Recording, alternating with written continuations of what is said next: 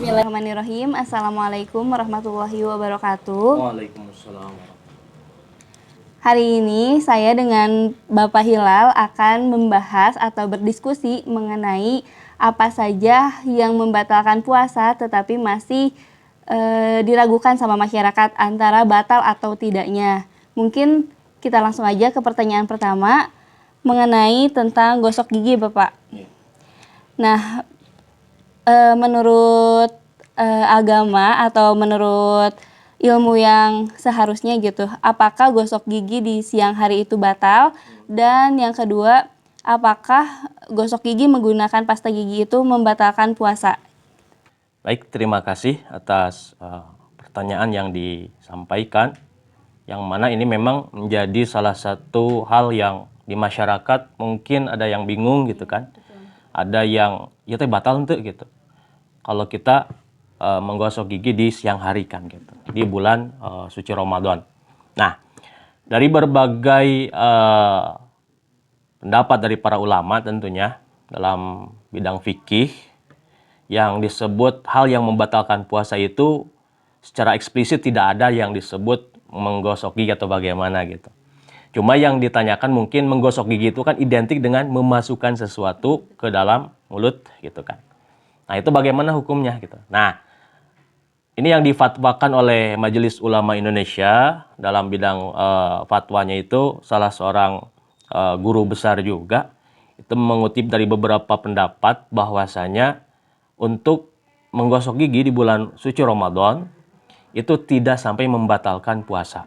Tidak sampai membatalkan puasa dengan catatan kalau menggosok gigi menggunakan pasta gigi jangan sampai tertelan si rasa yang ada di sana itu.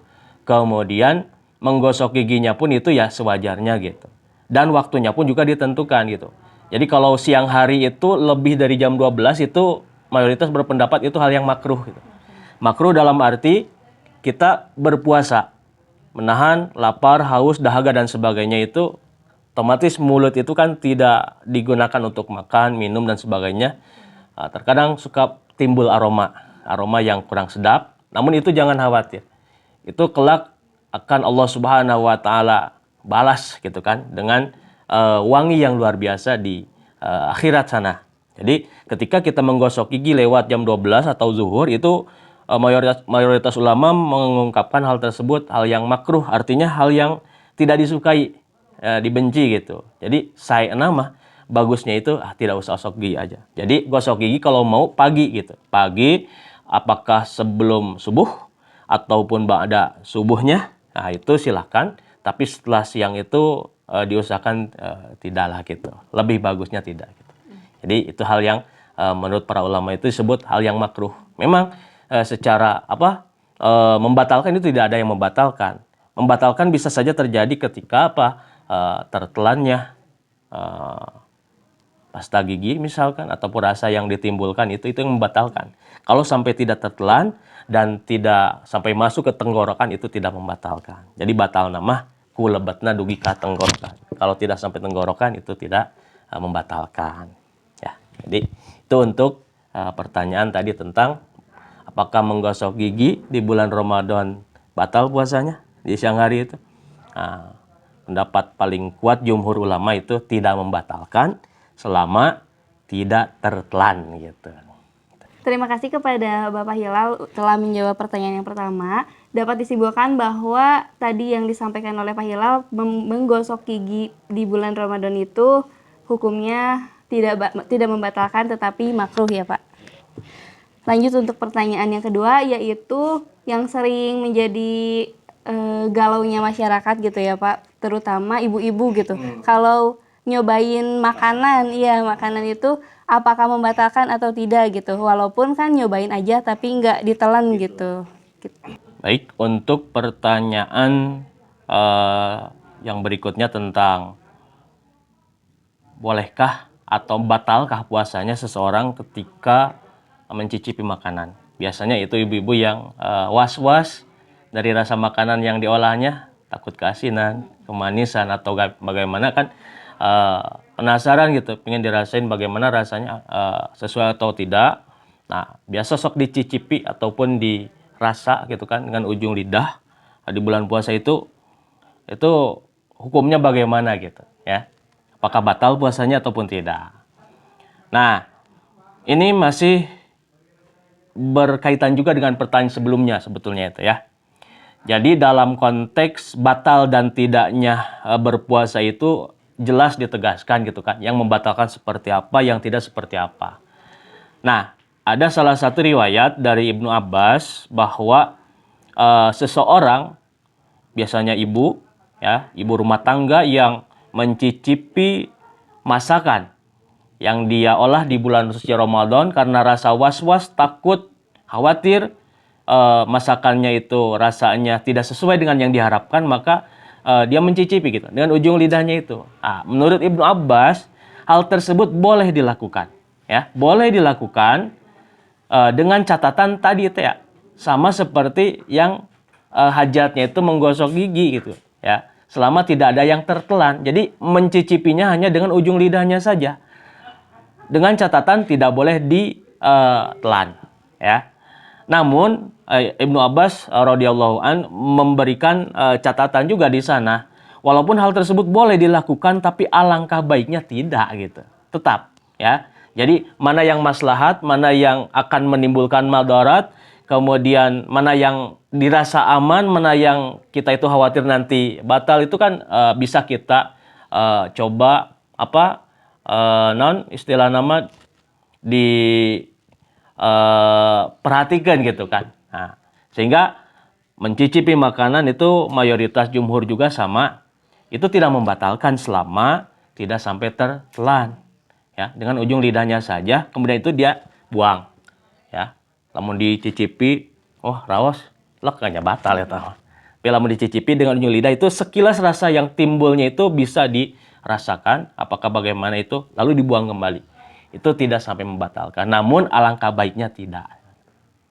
Seperti itu. Untuk pertanyaan yang kedua tadi udah dijawab sama Pak Hilal ya, bahwa mencoba makanan atau mencicipi makanan itu boleh, cuman disarankan untuk tidak dilakukan ya Pak. Lanjut untuk pertanyaan yang selanjutnya, bagaimana ketika kita berpuasa tetapi tetap mengkorek kuping, mengupil, dan memasukkan tetes mata gitu Pak. Itu gimana hukumnya, diperbolehkan atau tidak? Oke, untuk pertanyaan atau kondisi di mana mungkin di masyarakat suka bingung gitu kan. Bagaimana ketika berpuasa ngupil atau mengkorek kuping gitu kan. Termasuk juga memasukkan ataupun menetesi mata dengan obat tetes gitu. Apakah hal tersebut batal puasanya ataupun tidak?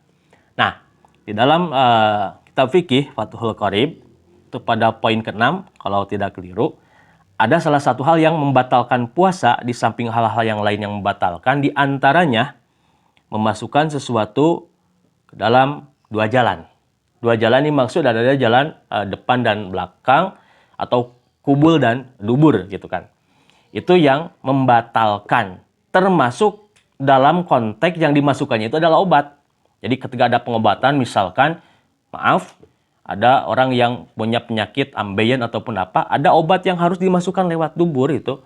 Mayoritas jumhur ulama mengatakan hal tersebut itu termasuk yang membatalkan, karena memasukkan sesuatu ke salah satu di antara dua jalan tadi. Nah, dari hal tersebut bisa kita coba perluas lagi dalam hal yang lain. Tadi, apakah ketika berpuasa ngupil atau ngorong atau ngorek kuping gitu kan dengan alatnya gitu kan, itu apa batal tidak puasanya gitu. Nah, itu sama salah satu dari hal yang termasuk lubang-lubang yang ada di tubuh kita gitu. Namun berbeda dengan apa yang dijelaskan tadi, bahwa yang membatalkan itu pasti yang depan ataupun belakang, kubul dan dubur. Adapun lubang-lubang yang lainnya itu para ulama itu berselisih pendapat gitu kan. Kan yang paling kuat yang dijadikan landasan untuk kita itu tentu yang mayoritas, dan mayoritasnya mengatakan bahwa ada batasan ketika kita mengkorek kuping ataupun mengupil, yaitu jangan sampai istilahnya itu masuk ke dalam batas di mana ketika tangan menyentuh ataupun sesuatu menyentuh organ yang ada di sana itu menimbulkan rasa sakitnya gitu. Kalau sementara masih di bagian dohirnya, luarnya saja itu tidak membatalkan. Tapi kalau ke bagian yang paling dalam, yang batinnya itu, dan ada rasa yang ditimbulkan, pedih biasanya itu, pedih. Kalau hidung ya nyereng gitu. Kalau telinga itu ya lumayan ada rasa sakitnya itu batal puasanya. Karena kita cari aman saja ketika mengkorek kuping atau mengupil itu usahakan jangan terlalu dalam gitu. Karena kondisinya di sana itu ada hal yang dirasa darurat. Ya. Pamita digaruknya sieun istilah nama naon, aya kotoran naon gitu kan kita tidak tahu, maka kita bersihkan itu sebatas itu saja. Jangan sampai diteruskan ya, ataupun dikorek kuping terlalu dalam, itu khawatirnya nanti membatalkan. Jadi selama ada batasan itu di sana para ulama mayoritas jumhur membolehkan selama tidak sampai melewati batasnya gitu. Termasuk apa? Tetes mata gitu. Konteksnya tetes mata itu masuk tidak air mata tersebut ataupun obatnya sama tidak dengan memasukkan ke kubul ataupun dubur obat misalkan. Itu berbeda ya, berbeda dalam arti tetes mata yang digunakan itu hanya sebatas untuk membasahi bagian mata kita yang kering ataupun ada iritasi dan sebagainya. Itu tidak sampai masuk ke dalam. Ya secara dohiriahnya lah gitu ya, sehingga tidak sampai seperti memasukkan sesuatu ke belakang ataupun ke depan, sama halnya seperti orang yang punya punten ambeien yang dimasukkan obat dari belakang gitu kan, itu berbeda gitu. Kalau ditetes itu semet neteskeun mah itu terkadang ya istilahnya keluar kembali gitu, tidak sampai masuk. Ya mungkin itu untuk pertanyaan dari tadi tentang mengkorek kuping, kemudian mengupil, kemudian memasukkan tetes mata. Oh, ada satu lagi mungkin tadi apa? Tentang divaksin gitu kan, ataupun diinjeksi gitu kan. Nah, injeksi ataupun di suntik di bulan Ramadan ketika kita berpuasa itu pendapat yang paling kuat mayoritas itu tidak membatalkan, ya. Tidak membatalkan karena apa? Berbeda dengan memasukkan langsung ke dua lubang tadi yang di garis bawahi dalam kitab Fathul Qorib tersebut. Kalau vaksin itu memang para ulama itu berbeda pendapat gitu. Tapi yang paling banyak mengambil pendapat tentang batal tidaknya itu mayoritas tidak batal, ya. Nah, memasukkan obatnya itu kan melalui kulit ya, pori-pori mungkin dengan jarum dan sebagainya. Alasannya itu karena ya berbeda gitu kan, memasukkan ke bagian belakang ataupun depan seperti tadi itu.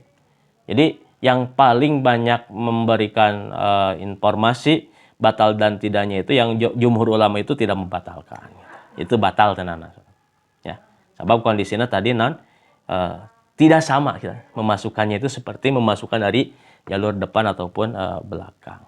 Gitu. Wallahu a'lam bishawab. Alhamdulillahirrabbilalamin, semua pertanyaan sudah disampaikan kepada Pak Hilal dan alhamdulillah Pak Hilal juga sudah memaparkan. Jadi dapat disimpulkan bahwa mengkorek kuping, mengupil atau meneteskan tetes mata itu tidak membatalkan puasa, termasuk divaksin gitu. Jadi gak usah khawatir. Dan terima kasih kepada Pak Hilal yang sudah memaparkan dan kepada para pemirsa yang sudah menonton. Wassalamualaikum warahmatullahi wabarakatuh. Waalaikumsalam.